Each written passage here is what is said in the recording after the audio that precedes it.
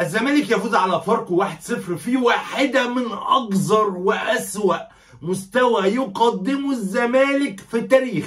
مباراة سيئة، قبليها مباراة الإسماعيلي كانت سيئة، قبليها بيراميدز خسرنا 3، قبليها الجونة كسبنا، الجونة عادي، قبليها خسرنا من مودرن سبورت.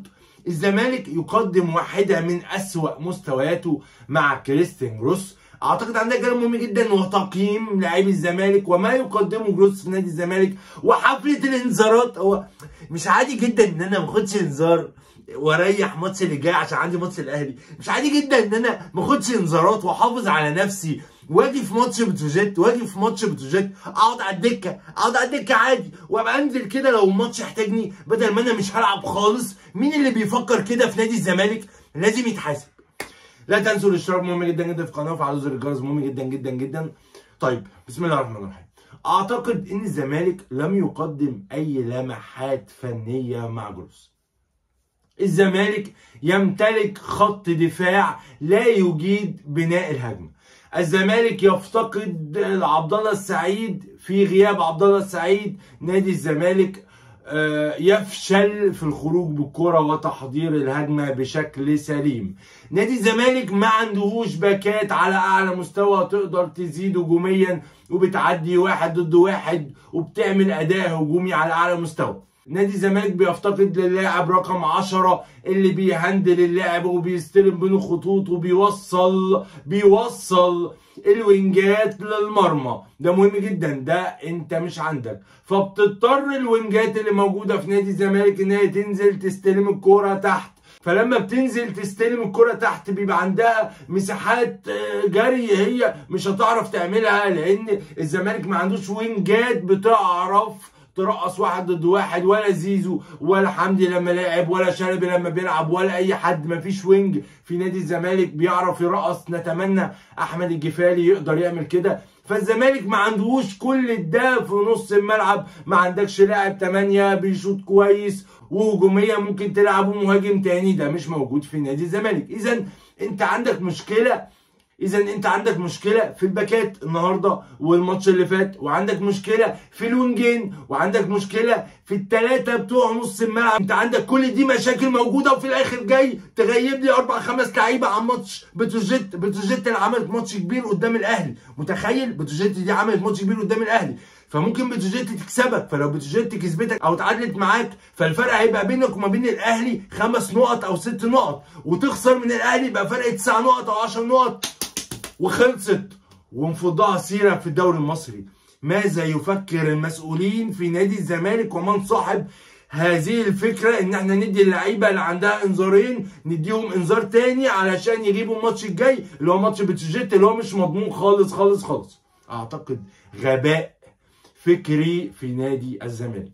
اذا جروس ما بيعملش حتى افكار، ما بيلعبش مثلا ب3-5-2، ما بيغيرش طريقه اللعب. جروس عنده مشاكل كبيره جدا جدا جدا، وبرضه هو معاه خامات قليله جدا جدا. كان ممكن يلعب بجيزيري مثلا وينج النهارده ويلعب بناصر منسي او حسام اشرف اللي قاعد على الدكه من بعد ما تألق، ومعرفش هو قاعد على الدكه ليه. اعتقد افضل لاعب في نادي الزمالك هو حسام عبد المجيد اللي بيقدم كوره محترمه في نادي الزمالك ومدافع على اعلى مستوى.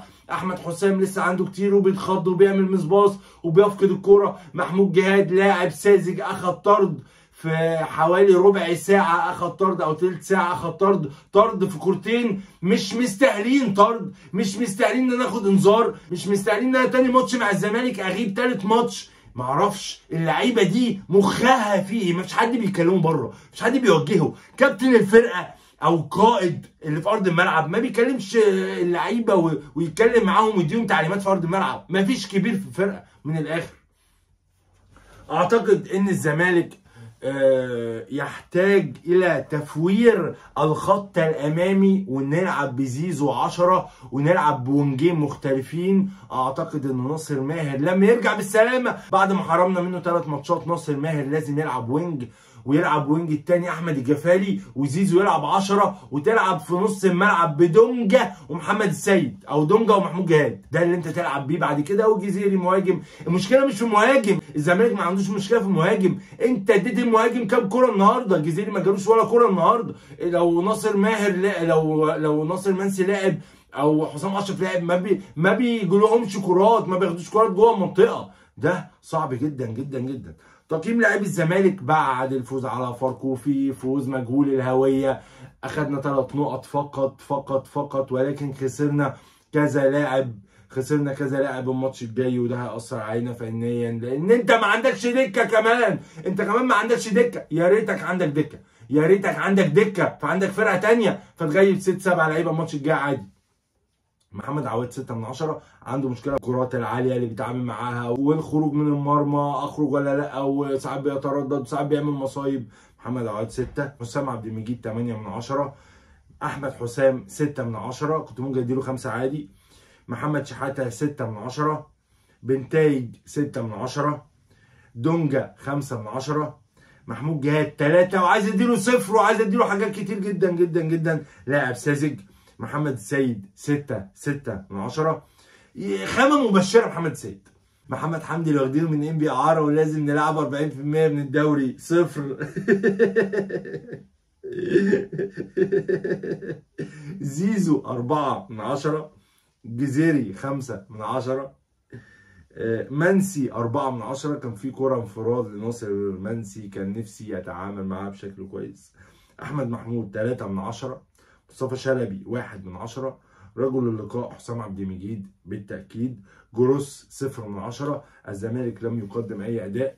ده كان فيديو تقييم لاعبي الزمالك بعد الفوز على فاركو 1-0 بالنيران الصديقة. أعتقد إن جروس هيروح الماتش اللي بعد الجاي بعد ماتش الأهلي. أعتقد الزمالك ما عندوش الإمكانية إن هو يكسب الأهلي، ما أعتقدش خالص. عايز أقول ما لدينا في الفيديو. لايك مهم جدا، وجهة نظركم في الكومنتات، اعملوا شير مهم جدا جدا الفيديو، واشتركوا مهم جدا جدا في القناة وفعلوا زر الجرس. وعايز أعرف وجهة نظركم في الكومنتات، مين أسوأ لاعب في الزمالك ومين أحسن لاعب في الزمالك؟ وجهة نظر الجروس هيمشي ولا لأ؟ سلام.